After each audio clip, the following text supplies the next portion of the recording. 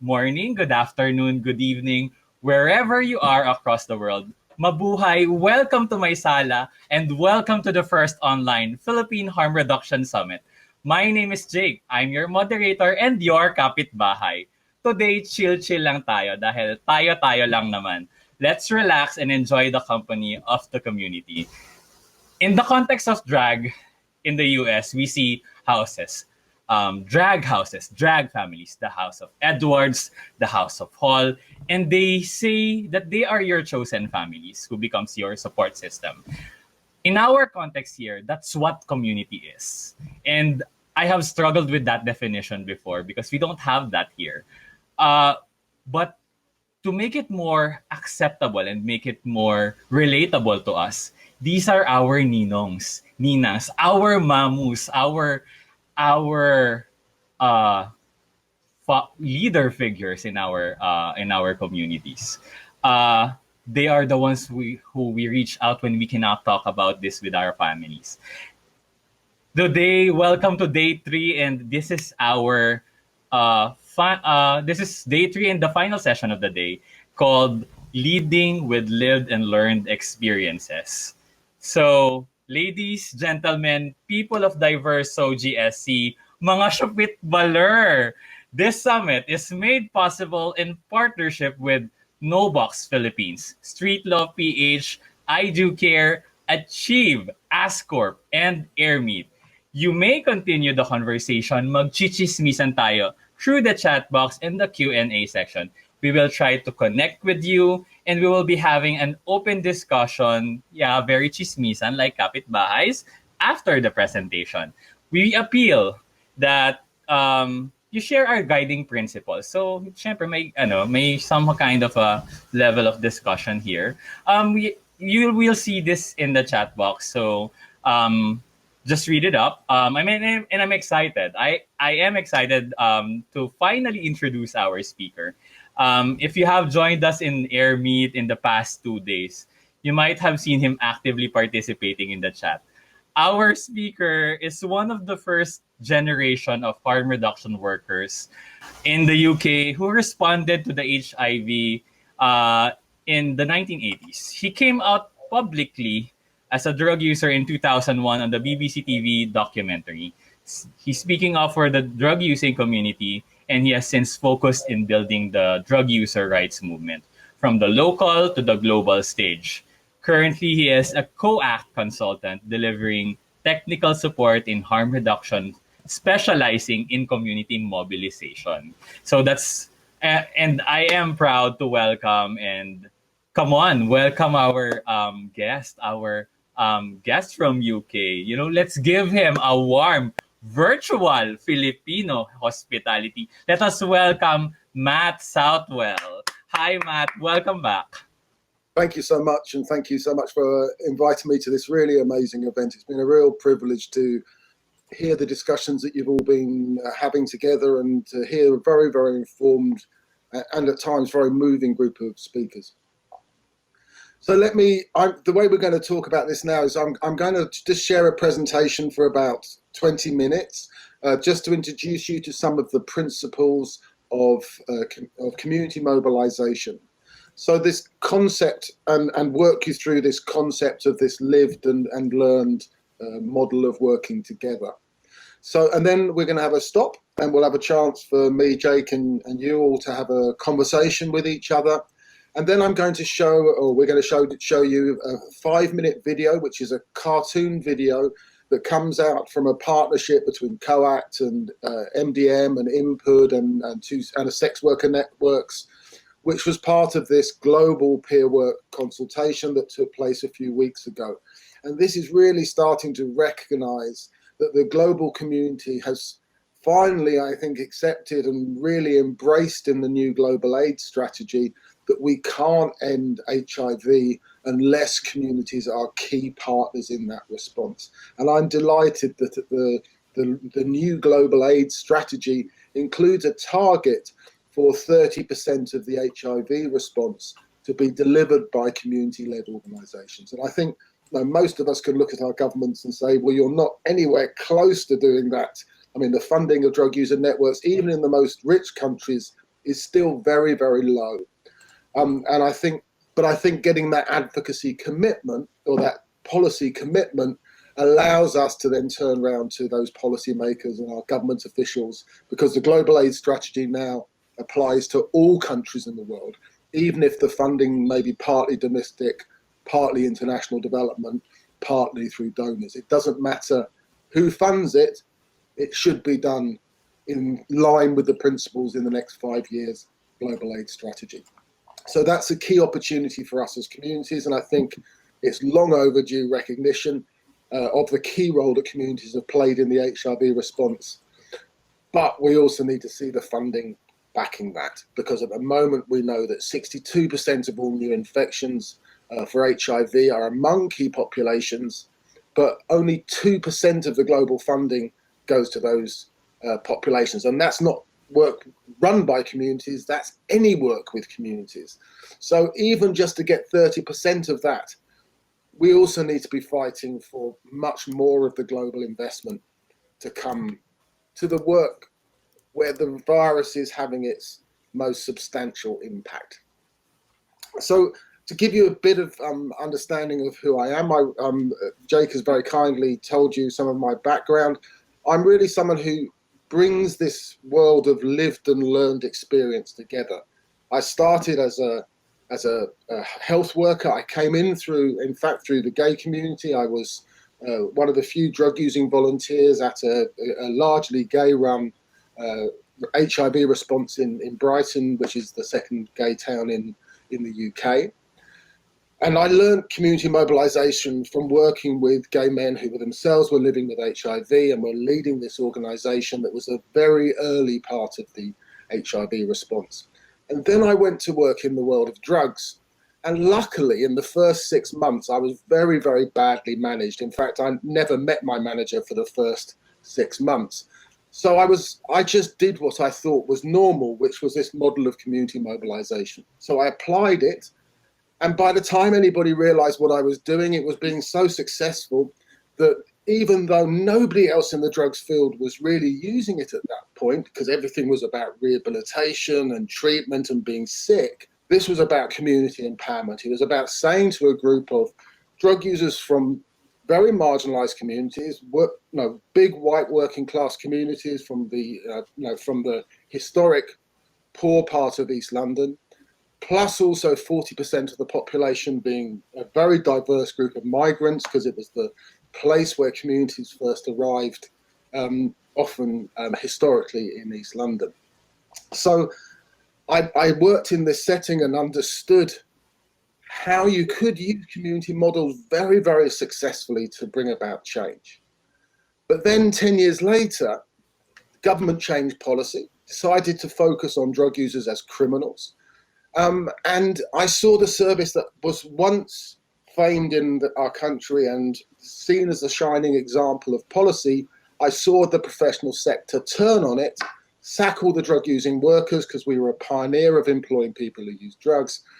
And I left the service, in fact, to try to take away pressure, because I saw some of the attacks as being personal. That whole experience led to me then saying, this is ridiculous. This is clearly not just a health issue. This is a political issue. And that led me to then come out publicly and identify that all this time I had also myself been a drug user. And one of the reasons that I had championed drug user organizing as a harm reduction worker and then as a health service manager was because I was also a drug user, and I didn't feel shame in that identification. So that's led me to go on to then really work with people and learn from different people around the world what is the potential of community mobilization.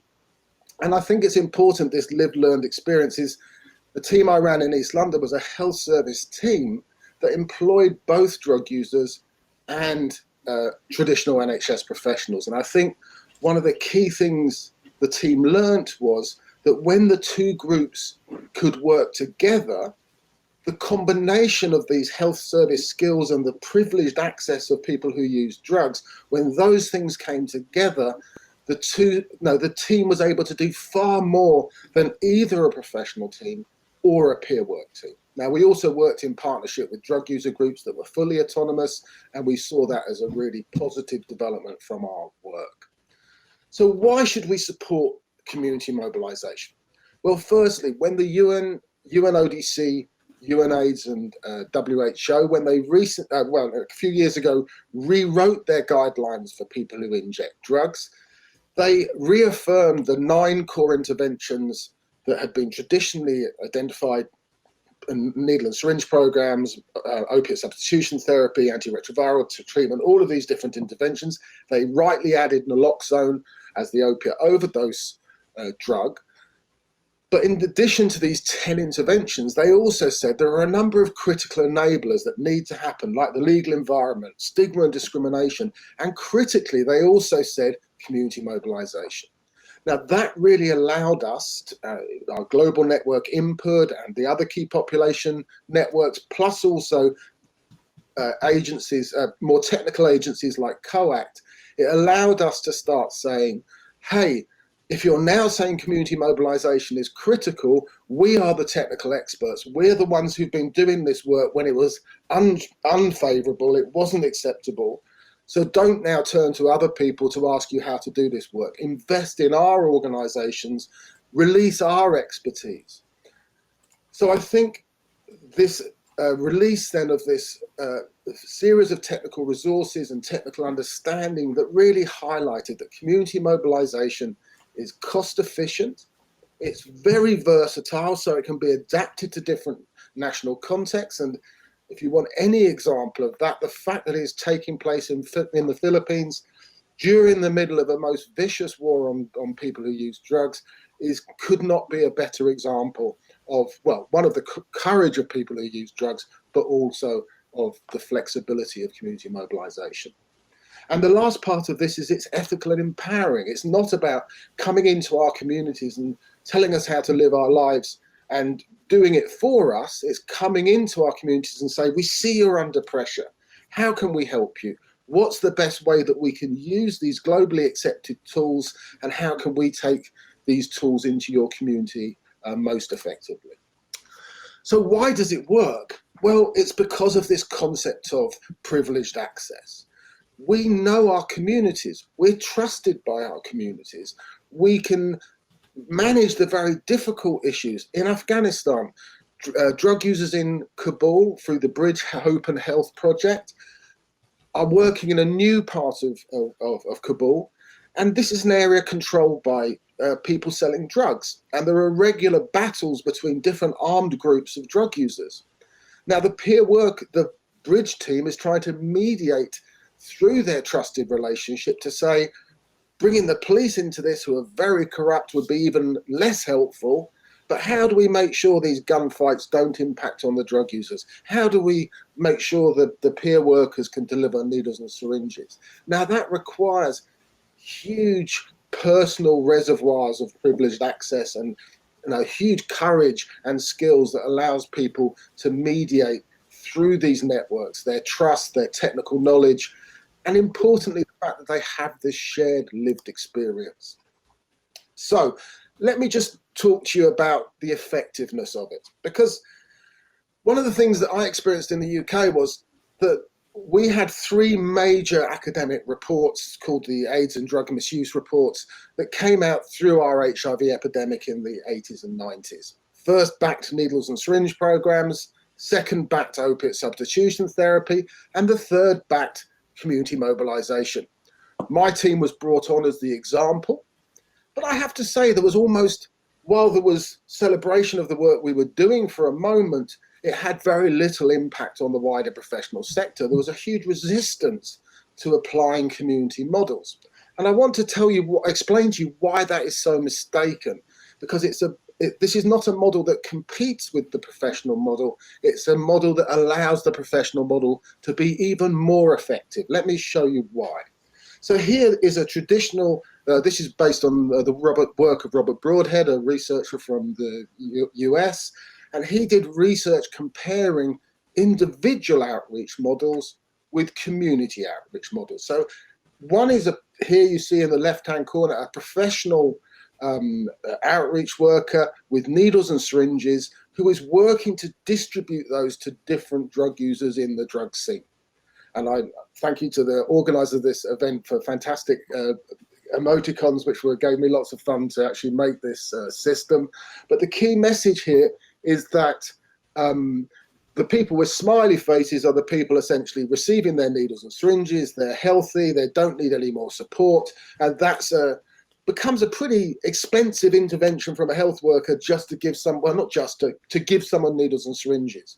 However, the middle person and the end person are people who have got health issues, maybe an injecting injury, maybe sexual transmitted disease, some other issue that is causing concern for them. Now, in this situation, the health worker's role is much more useful. They're able to intervene using their specialist expertise. However, when you go to the community model, sorry, it's a little complicated, but let me explain it. This is a different type of outreach worker. This is a peer outreach worker who is using their privileged access to break into the community. So firstly, at the top part, you can see they go out and they enable a drug user to run what's called a secondary needle and syringe program. So this might be a drug supplier. It might be someone who lets people come to their house to use drugs in a place of safety. It might be someone who allows people to gather in their house while a drug supplier comes to deliver drugs. Whatever is the reason, it becomes a natural hub for the onward referral of drugs through a network. So in fact, the peer worker or the peer may not even know some of the people in the supply network. There may be some people, like we found in East London, like particularly women who use drugs and women with children, who remain very hesitant because of the punitive policies towards parenting for drug users. They remain very hesitant about publicly identifying and using the service. So we also know that secondary models can be very effective. The other network, let's imagine this is what also shows people the value of the community models with specialist communities. So in my work in London, I was working with one of the guys who was the biggest drug supplier on the gay scene. And he was largely selling ketamine and cocaine and ecstasy and a few other substances. Now, in those days in the UK, back in the 90s, it was really, the gay scene was predominantly a non-injecting drug scene. But among the clients of this supplier, who was also a friend of mine, was the early injectors among the cocaine users, what went on to be the chemsex scene and the injecting methamphetamine scene. But now these were people who in no way identified publicly as drug users. They were not engaged in drug services, but they were injecting drugs, but they were not necessarily injecting the drugs that most people going to an NSP were using. So by giving this guy needles and syringes from our needle exchange, he onward supplied his customers, ensuring that they had access to needles and syringes through this difficult time. Now, just to show you a couple of other models, so we know that this can be very good at reaching marginalized groups. And I also wanted to illustrate this bottom one. You can see there's this no entry sign down here, and that was to remind me about the Kachin drug user network. And in Kachin, this is a war zone in Myanmar, and in part of the country is contested territory where the Kachin Independence Army are fighting a war against the Burmese government forces. Now, there were drug users in that area who were injecting heroin. Now, there was no way that traditional NGOs could take needles and syringes into these areas. But the drug user group were. And I said to them, how did you arrange this? They said, well, we signed a memorandum of understanding with the Kachin Independence Army to allow our drug user group to deliver needles and syringes into this area. And I said, how did that happen? That sounds completely impossible to me. And he said, oh, we went to school together. And I think it shows somehow things that can be seen as impossible to those of us on the outside. Those who have privileged access have this potential to do things that are genuinely remarkable. And now I'm on a constant learning journey as I do this technical support work. It's a definite two-way journey. But back to the middle line, you can see here that we've picked out one person with the exclamation mark who is having health problems. Now, the advantage in this model is that the peer worker can bring in health workers or bring the client to health workers to receive engagement. So you have much greater coverage. And when people have health needs, or if they have legal needs, then the specialist can be brought to them. And that allows you to use a smaller number of health, or the same number of health staff, but to serve a much, much bigger community. And I think this is why this model is so favoured and being used, for example, now formally by the government of Kenya as part of their programme to scale up. So this is the point. However good your professional team is, look at this, I can't remember what car it is now, my car knowledge is not so good, but this very nice sports car down the bottom, that could be the best drug service in the world. However, we know that peer work matches in the first year traditional outreach models. In the second year, it exceeds it, but in the third year, it takes off. And I think this is the fundamental difference of community mobilization. It mobilizes the community together to respond to the problem. So I would argue, and from Coact, I would say technical knowledge sharing is very, very important. It increases the effectiveness. It doesn't mean that everybody does exactly the same thing, but it means that we don't make the same mistakes again and again. We can say, this is an effective process. We know consulting people first, sharing different strategies to resolve the problems found, and engaging the community in that process. We know that works, but applying that sensitively to different communities in high-risk contexts, in unique country cultures, that is best done by people who understand the culture. And that's why technical support workers like me are sharing knowledge and sharing process, but we're not doing the work in the primary level, and we should pull out and leave at time because the expertise gathers and propels forward.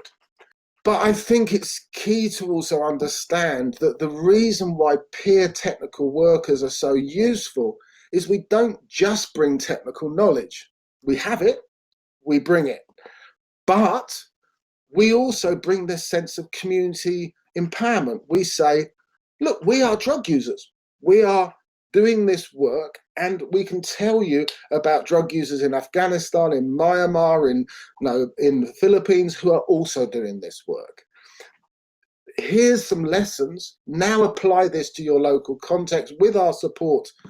But I think it's understanding this sense that when we move together, we reframe the experience. And I saw this quote from Malcolm X, which, given how drug use is so often framed as a disease, as a sickness, and that we're all sick, sad people, but actually community mobilization does what exactly Malcolm X says. It turns it from illness to wellness. We become part of an empowered community, taking part in a struggle to save the health and rights of our people.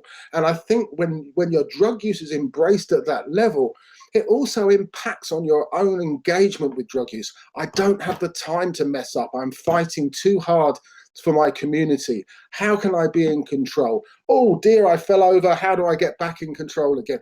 That's that understanding of the nuance of managing your drug use within a community of people fighting for their health and rights is empowering in itself. So I would like to come on to, in a minute, a process that took place in the recent period, which is where the global community came together with peer workers, both from the sex worker and from the drug user community. And we had a process where 15 focus groups took place in 12 countries with peer workers, and then a whole load of global stakeholders, from donors to programmers to governments to NGOs, came together to discuss the findings in focus groups facilitated by sex workers and drug users, hearing the feedback from the focus groups and coming up with a set of new global recommendations. And this is key because it's about us saying, thank you so much for starting to recognize that we should be central to the response.